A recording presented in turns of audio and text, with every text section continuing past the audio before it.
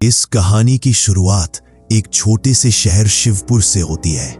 रात के समय यहाँ की गलियां इतनी शांत होती है कि अपने कदमों की आवाज भी अजीब सी लगती है। शहर के पुराने हिस्से में एक कॉलोनी है, सूरज विहार। उस कॉलोनी के लोग आज भी एक घर का नाम सुनकर कांप जाते हैं। वही घर जिसके बारे में कहा जाता है कि वहां रहना मौत को दावत देने जैसा है। ये बात करीब 2001 की है। एक सफल कॉर्पोरेट स्टोर एग्जीक्यूटिव, जिसका नाम हम राघव मल्होत्रा मान लेते हैं, अपनी पत्नी मीरा और 3 साल की बेटी अन्वी के साथ नवरत्न सिटी में रहते थे। राघव का काम अलग अलग राज्यों में रिटेल शाखाएं स्थापित करना था। कुछ महीनों बाद कंपनी ने उन्हें शिवपुर में एक बड़े प्रोजेक्ट के लिए 2 से 3 साल तक रुकने का आदेश दिया। किराए पर रहने के बजाय उन्होंने सोचा, क्यों न यहाँ एक घर ही मनवा लिया जाए। जमीन भी सस्ती है और समय भी यहीं बीतेगा। यही सोचकर उन्होंने सूरज विहार में एक प्लॉट खरीद लिया। घर बनाने के लिए मंगाई गई मिट्टी एक बड़े सुनसान मैदान से आती थी, लेकिन वह मैदान एक तरफ से एक पुरानी समाधि भूमि, पुराना दफन स्थल से जुड़ा था। स्थानीय मजदूरों ने बताया था कि साहब, दीवार के पास से खोदना पड़ा, लगता है वहां की कुछ गीली काली मिट्टी भी साथ आ गई। पर शहर के लोग इन बातों को अंधविश्वास मानते थे, इसलिए राघव ने ध्यान नहीं दिया। घर बन गया, सुंदर आधुनिक 2 मंजिला, और उसी दिन से शुरू हो गया कुछ ऐसा जिसका अंदाजा किसी को नहीं था। शिफ्टिंग की पहली ही रात मीरा को लगा कि छत पर कोई भारी चीज घसीट रहा है। कभी फाटक ऐसे हिलता जैसे किसी ने अभी अभी पकड़ा हो और छोड़ दिया हो। दीवारों पर लंबी काली परछाइयां किसी के गुजरने जैसा भ्रम पैदा करती।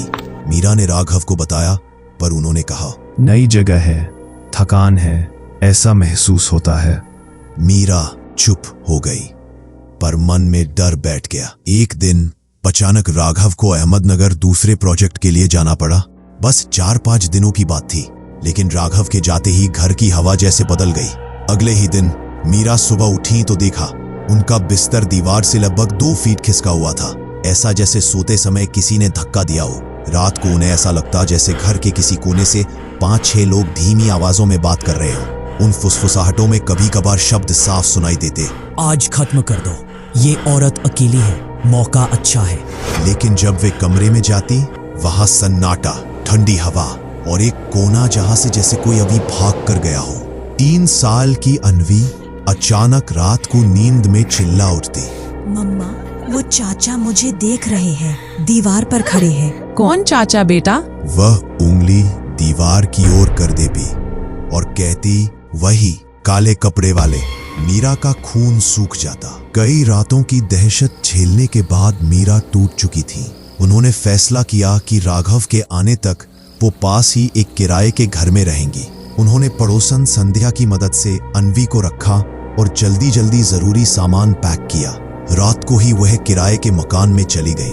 अन्वी को सुलाया, खुद थोड़ा राहत की सांस ली, लेकिन फिर याद आया एक बहुत जरूरी चीज पुराने घर में छूट गई है। स्थानीय लोगों के अनुसार वह अलमारी की चाबी या डॉक्यूमेंट हो सकता था।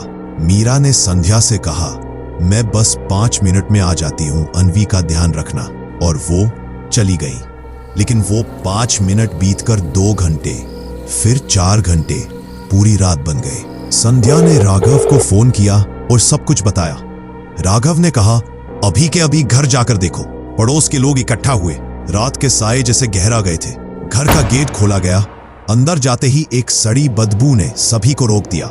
कमरों में अजीब ठंडक थी, इतनी के सांस से धुंध निकल रही थी। जब अंदर के आखिरी कमरे का दरवाजा खोला गया, मीरा पंखे से लटकी मिली। उनकी निगाहें फटी हुई थी, चेहरा ऐसे डर से डेरा हुआ जैसे मौत से पहले उन्होंने कुछ बेहद भयानक, इंसानी शक्ल से भी बदतर चीज देखी हो। राघव तुरंत अहमदनगर से लौटे, लेकिन जिंदगी उनके हाथ से फिसल चुकी थी। उन्होंने घर खाली कराया, सामान फेंका और अन्वी को लेकर नवरत्न सिटी वापस चले गए। कभी दोबारा सूरज विहार नहीं आए। मीरा की मौत के बाद वह घर पूरी तरह वीरान हो गया। लेकिन डर वही खत्म नहीं हुआ। अगले 20 से 22 सालों में जो लोग भी उस घर में रहने की कोशिश करते, कोई पहले हफ्ते में बुरी तरह बीमार पड़ गया, किसी के सीने पर रात में वजन पड़ता जिसे हटाया नहीं जा पाता। कई लोग रात में महिला के रोने की आवाज सुनते, कुछ को लगता जैसे कोई छत से छलांग लगाकर भागा हो। किसी की धड़कन अचानक तेज और अगले दिन मौत। स्थानीय कहानियों के अनुसार आज तक उस घर में 20 मौतें हो चुकी हैं। कॉलोनी के बच्चों को सख्त मना है उस घर के पास जाने से, और जिन बुजुर्गों ने वह दौर देखा है वे आज भी कसम खाकर कहते हैं, रात 1 बजे उस घर की खिड़की में एक औरत दिखती है, सफेद आंखों वाली, गर्दन एक तरफ मुड़ी हुई। वह घर अब भी वही वीरान खड़ा है, पेंट झड़ चुका है, दरवाजे हवा में कराहते हैं, लेकिन रात में कुछ खिड़कियां खुद ब खुद खुलती और बंद होती है। कोई नहीं जानता मीरा की आत्मा वहां भटक रही है या वे परछाइयां जो उस काली मिट्टी के साथ घर में आई थी। अगर आपको ये कहानी पसंद आई हो तो लाइक, शेयर और सब्सक्राइब करना न भूलें। ऐसी ही स्पाइन चिलिंग देने वाली और रोमांचक कहानियों के लिए जुड़े रहिए कहानियों की रात के साथ।